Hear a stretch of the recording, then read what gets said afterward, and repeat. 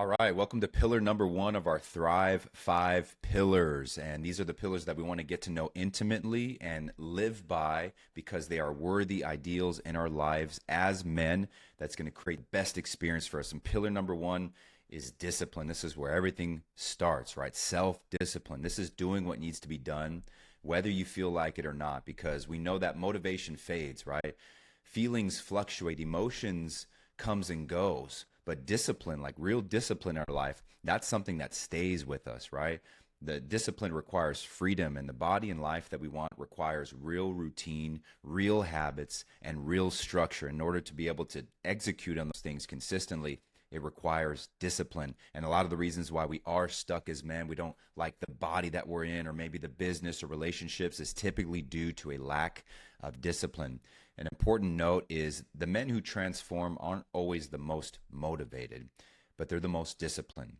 And they abide to the routines and habits and structures that are necessary for success. So inside of the Thrive Fitness Coaching Program, we get to start with our physical bodies, and there's multiple ways that we get to practice discipline, which is showing up for your workouts, hitting protein targets, logging food honestly, getting your steps in, going to bed on time, right? This isn't rocket science right here, but this is the framework that we're going to provide for you that's going to allow you to practice discipline, achieve a physical transformation, but more importantly, an identity and a character transformation that's going to transcend fitness, right? We don't rise to our goals. We fall to our habits, our routines, and our systems. And when those are established and you have knowledge and skill, that's where we get great results and we're able to maintain those results. As far as the biblical foundation goes, discipline is found all throughout the Bible. You know, Hebrews 12:11 says, "No discipline seems pleasant at the time, but painful. Later on, however, it produces a harvest of righteousness and peace for those who have been trained by it." So a little backstory. This was actually written to Christians facing hardship and discouragement, and it compares spiritual growth to athletic training.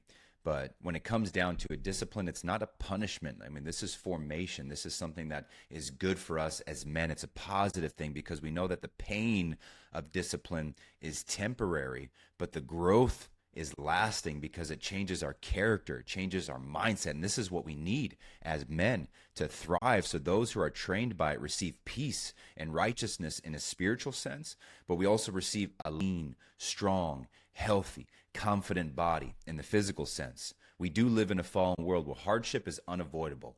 Hard things will come to us, but scripture teaches us that God doesn't waste hardship. He uses us, or he uses it to train us, to refine us, and to strengthen us. So again, remember your workouts aren't always going to feel exciting. Hitting the protein targets might not be like clockwork for you at first, right? It's not always going to be convenient. Waking up early might not always feel good. You might not always shoot out of bed and just feeling joy and focus for the day, right? Tracking honestly can feel exposing when you're working with the coach, right? And you're actually being held accountable.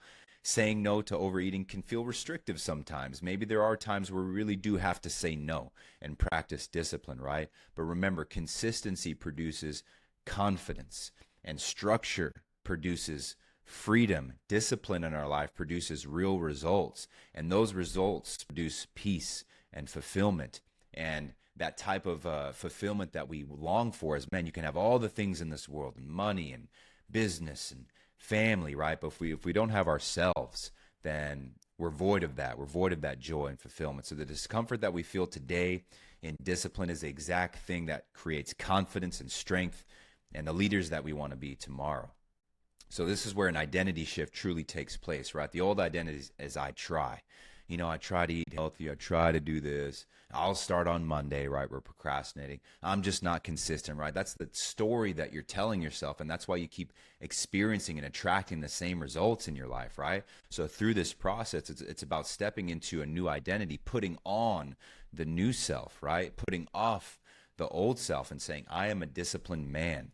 My word means something, and I lead myself first. That's the identity shift we want to create at the core. So again, inside this program, we're doing our weekly check-ins. We're aiming to hit our calorie targets. We're following structured training. We're receiving accountability. It's not about perfection, but it's about shaping ourselves and becoming a more disciplined man.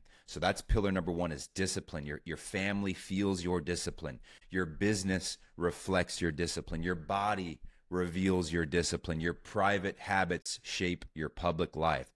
So the man you become in private determines the leaders that we are in public, and we honor God with discipline.